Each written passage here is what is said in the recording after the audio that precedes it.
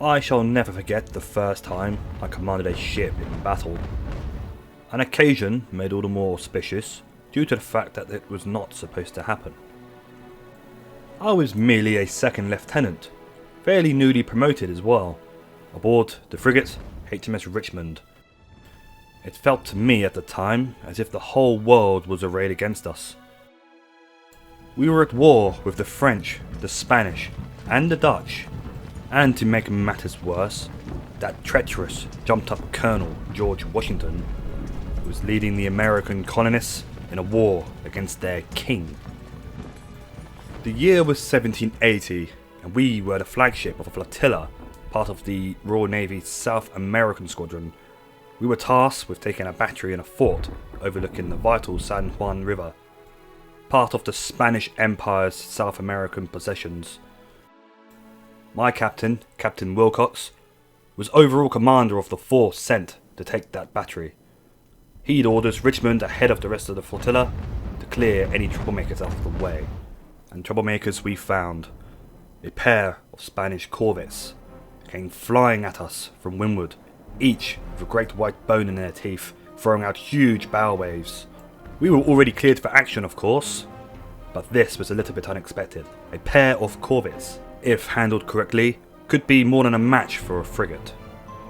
They each fired a broadside in turn, doing very little structural damage, but the first broadside swept the quarterdeck, badly wounding the captain. The men had just recovered as the second broadside arrived, again doing very little damage, but one of the shots carried away the head of the first lieutenant, leaving his body to slump to the deck, spraying blood all over the planking. At the time, I was making my way aft along the main gun battery, shouting words of encouragement to the men to keep them steady, when the captain was brought past me, carried in a hammock by a trio of Royal Marines, taking him down to the doctor. Lieutenant, now's your chance. Take command of the ship and win all the glory. See those bastards off and take that battery. It was all he could manage to say as he was taken past me, quite clearly in immense pain. Well, I wasted no time. I ran up to the quarterdeck, immediately taking command. Fortunately, the crew was very well trained. Everybody knew where they had to be and what they had to do. I regarded the pair of Spanish corvettes, already noticing that they were trying to beat their way up to windward. I believe it was the sight of the other 4 ships from our squadron coming in urged them to make haste in trying to escape from our guns. But we were firmly planted alongside the rearmost of the 2 ships, and as we crashed out another broadside, I could just imagine her captain cursing his juniority to his counterpart as his ship began to take severe damage. Even without a spyglass, I could make out the corvette's crew dragging away wounded and fallen comrades as their casualties began to mount. Our only supporting armed warship, the brig HMS Ceres, was fast approaching from the south. Her captain no doubt eager to join the fight before it should end, and his ship not fire a single shot. Further to the south, coming on at a leisurely pace, were our 3 transport brigs, each of them unarmed of course, and I had signals run up instructing them to await further orders before they began their landing operations. I wanted to make sure that these corvettes could not intervene. Their guns would reduce the landing boats to matchwood if we allowed them. The transports wouldn't have to await very long, as the rearmost Spaniard came about, perhaps making a run for the fort to get protection from its guns. The leading ship came about as well, and began heading out towards the open ocean. I believe her captain hoped to run past the transports, to get as many shots off as they can and do as much damage as possible to our landing forces. I had signals run up ordering HMS Ceres to engage enemy at will, and the plucky little brig's broadside slammed into the enemy corvette, whose crew by now were in disarray somewhat. Perhaps all the officers were dead, and the hands inexperienced. It didn't really matter who of her crew survived to now. Upon HMS Ceres' next broadside, the ship exploded in spectacular fashion, and all but 1 or 2 severely wounded hands were killed in the explosion. It was only after the action that I learnt that one of HMS Ceres' crew had been killed by the explosion too. A sharpshooter in the fighting tops was thrown from his perch and plummeted into the ocean, and not resurface. And so, with only one enemy vessel remaining, and 2 Royal Navy warships between that ship and our transports, I've run up signals ordering the transports to run for the shore and begin landing operations. The plan for the landing forces had been for the men to go ashore in the same order as the shipping line. Men from the leading ship will form the right flank and were tasked with approaching up the beach and attacking around the flank of the village. Men from the centre ship, HMS Plymouth, would form the centre and they would attack the village proper from the beach.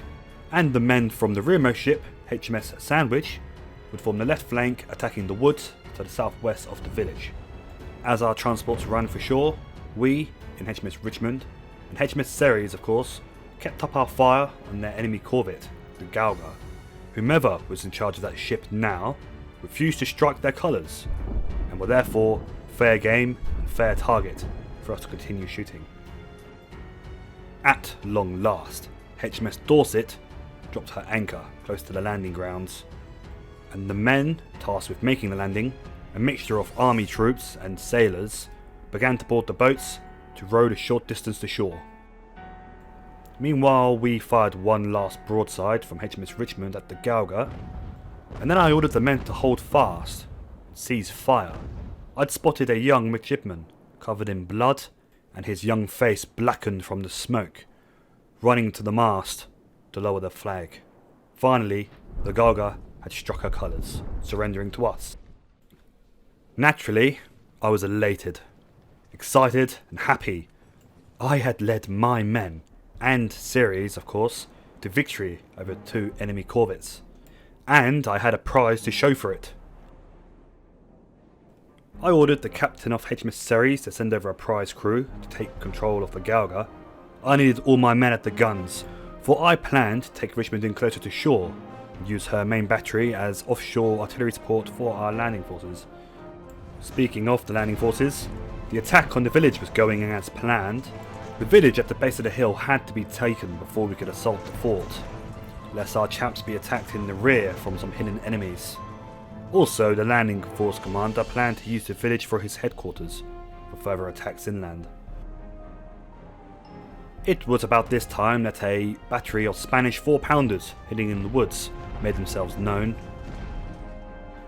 and their point-blank volley, together with support from the guns in the fort, actually gave us our first setback.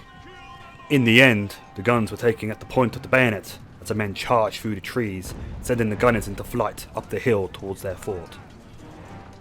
And of course, over on the right flank, our attacking forces there had set the defenders to flight, and our chaps moved into the buildings and began to occupy the village.